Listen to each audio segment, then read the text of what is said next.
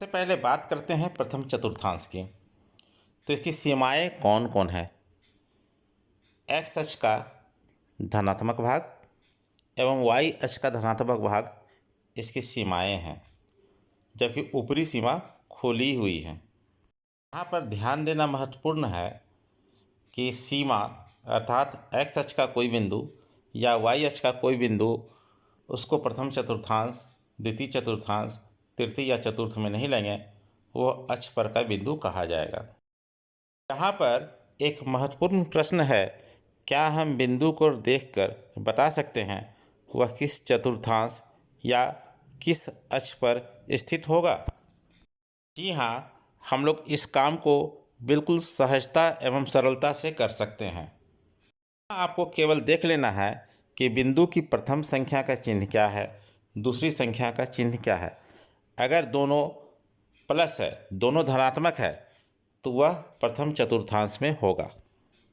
यहाँ पर संख्या के मान का महत्व नहीं है, उनके चिन्ह का महत्व है।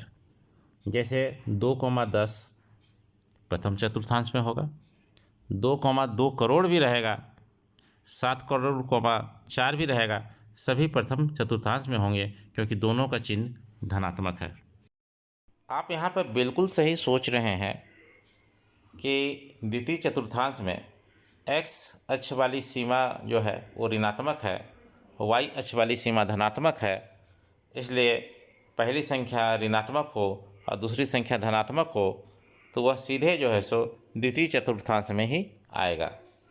अभी आप बिल्कुल सही समझ रहे हैं, तृतीय चतुर्थांश की दोनों सीमा रेखा क्या है? ऋणात्मक है, तो यहाँ क्या आ जाएगा? माइनस माइनस आएगा। अगर कि प्रथम संख्या और दूसरी संख्या दोनों ऋणात्मक है तो वह बिंदु कहाँ आएगा? वो सीधे तृतीय चतुर्थांश में आएगा। इसी प्रकार आप बिल्कुल ठीक समझ रहे हैं कि चतुर्थांश में एक्स अक्ष धनात्मक है जबकि वाई अक्ष ऋणात्मक है, तो इसकी पहचान कैसे होगी? प्लस माइनस से होगी। अब बात करते हैं उन बिंदुओं की जो ना इधर ना उधर सीधे अक्ष पर हैं, या तो एक्स अक्ष पर हैं या वाई अक्ष पर हैं। तो पहले बात करते हैं एक्स अक्ष की। इस बिंदु से आप वाई अक्ष पर तो लंब डाल सकते हैं, लेकिन एक्स अक्ष पर आप लंब नहीं डाल सकते हैं। इसका एक्स निर्देशांक हो जाएगा 2, क्योंकि बिंदु वहीं पर है। 3 पास जाएंगे तो एक्स निर्देशांक 3 हो जाएगा। जहाँ जाएंगे एक्स अक्ष पर जो संख्या है वही उसका एक्स निर्देशांक हो जाएगा। बात करते हैं वाई निर्देशांक की। आप यहाँ से लंब डालेंगे तो वाई अक्ष पर वो 0 पर मिलेगा। इसी बिंदु के लिए नहीं, एक्स अक्ष पर कोई भी बिंदु है तो वहाँ से वाई अक्ष पर लंब डालेंगे तो 0 पर मिलेगा। यानी कि एक्स अक्ष के हर एक बिंदु का वाई निर्देशांक 0 होगा। यही एक्स अक्ष पर स्थित बिंदु की पहचान है। आप बिल्कुल ठीक अनुमान लगा रहे हैं। यदि पहला निर्देशांक 0 हो जाए तो वह बिंदु निश्चित वाई अक्ष पर ही होगा। बातों को हम लोग सरल तरीके से याद रख सकते हैं। यदि x निर्देशांक 0 तो बिंदु y अक्ष पर होगा। ठीक इसका उल्टा, अगर कि y निर्देशांक 0 तो बिंदु x अक्ष पर होगा। अभी तक हम लोग दिए गए बिंदु का निर्देशांक बताते थे।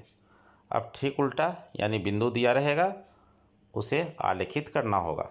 जैसा कि आप देख रहे हैं, हमें एक बिंदु दिया गया है जिसका निर्देशांक है 3,2, यानी x का मान 3 और y का 2। इसे हमें तल में दर्शाना है।